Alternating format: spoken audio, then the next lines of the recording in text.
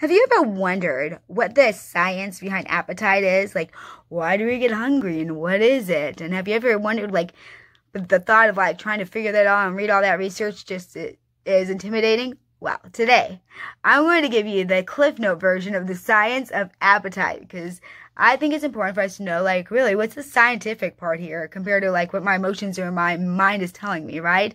And so today, we're going to talk about the difference between hunger and appetite.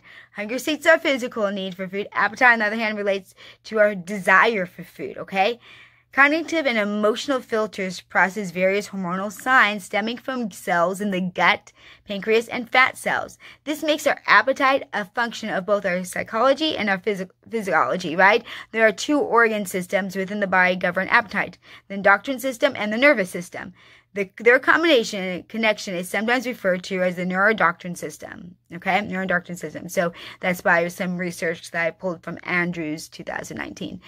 So the endocrine system, let's talk about that. When it comes to the endocrine system, the GI tract, the gut, is responsible for producing and processing a host of hormones, including everything from anabolic, storage hormones, to sex hormones, to neurotransmitters. Some of the hormones involve appetite regulation, okay?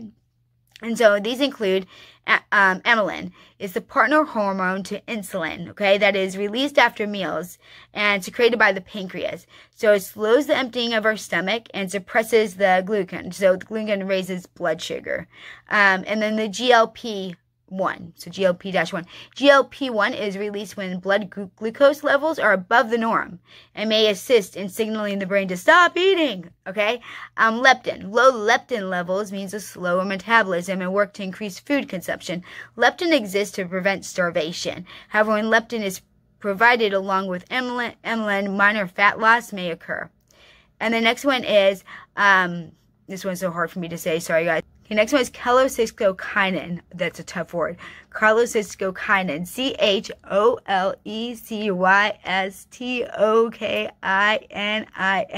Calcitonin. Calcitonin. Woo! Guys, this is a tough one. Signals the pancreas produce enzymes and inhibits gastrin stimulus, gallbladder contraction, triggers, that satisfied feeling within the brain.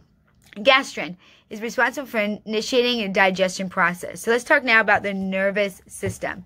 The nervous system is linked to the appetite, and some appetite control originates the nervous and the hormonal connections between the digestive system and the brain. Additionally, there's a localized nervous system within the digestion itself known as the enteric nervous system. In this mini system, so cool. This mini system. Neurotransmitters are released and they send and amplify and modulate different signals between the cells of the body. So these neurotransmitters involve appetite regulation include, okay, next is norepinephrine. I think these are so hard to say. Norepinephrine. Norepinephrine decreases digestive activity during fight or flight situations. And then acetylcholine. Okay, acetylcholine is then such a acetylcholin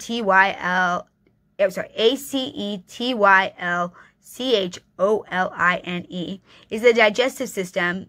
Is responsible for stimulating digestive activity. It stimulates smooth muscle contractions in the digestive organs and help move food through the GI tract. It also stimulates the release of other digestive hormones.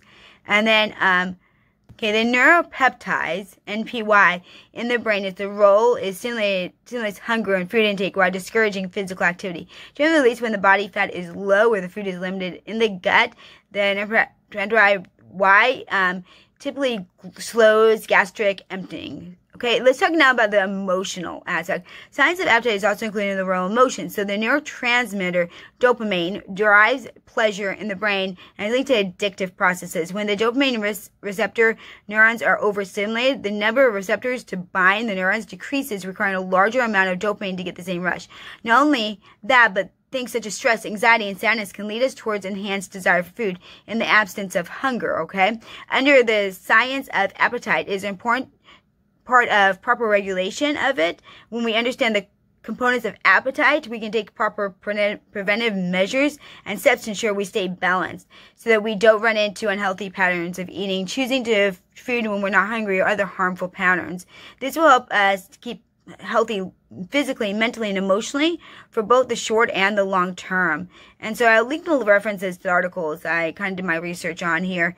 But knowing the science behind it, like knowing that there are different systems within our body and they all play a part, we can really dive in now and realize, okay, not only is it important for me to understand that maybe there are some things physically with me that are happening that are causing me hunger, but what about when we look at weight loss? Well, we need to look at not only then what our intake is and our physical, those kind of things, but then we also need to look at the very huge component that we list here is the emotions, right? Unless we learn to deal with our emotions correctly, we are not going to be fit. It's never going to happen. And so, if you're someone struggling with your emotion stuff, this is for you. That's what I'm here for. Like, I help people all the time deal with their emotions and weight loss and get over that, because I was someone who avoided my emotions at all costs. So I'm here for you. The way I can serve you. I'd love to. I'm Jen Fleiking, your holistic empowerment coach. Been in the industry for 20 plus years, helping people get past their weight loss roadblocks and really be successful where they are fit in body, mind, heart, soul, and spirit. In a sustainable, realistic, doable way, void of diet fads and empty promise programs. So I'd love to hear from you. Post any questions below that you have about anything regarding the fit life, whether it be how we lead our daily micro habits, to how we work out, to nutritional questions, to just simple how I'm dealing with my emotions, or how my mind is wrapped up in this. I'd love to be here and serve you. All right, until next time, try to be brave, be kind, live authentically, and always shine. Remember, you're what?